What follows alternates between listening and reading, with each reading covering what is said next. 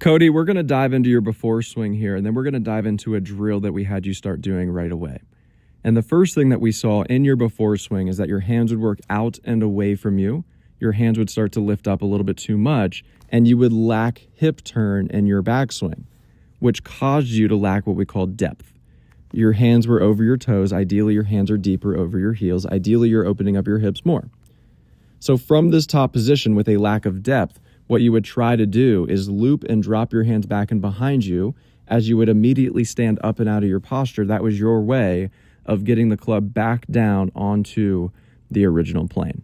You can kind of see that there. So let's hop into the drill that we had you start doing right away. All right, Cody, so the drill that we had you start doing, we had you put a stick on your lead side. This is going to force you to turn your hips and your lower body more in your backswing. We also had you put a stick 2 feet behind you, covering your hands or just up and outside of your hands from this down the line view. That is going to force you to keep the club head up and outside of your hands while your hands work inside and around your turn. And you can see now, as you take the club back, you are working the club right up the plane.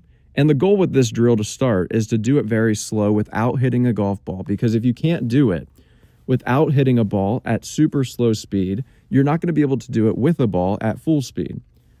And you can see now you're working the club up the plane. At the top of your golf swing, your lead arm matches shoulder plane. You're turning your hips more. There's a little bit of daylight between your knees. Your hands are now over your heels instead of being over your toes. And now you have opened up the channel to get your hands, arms, and club back down in front of your body.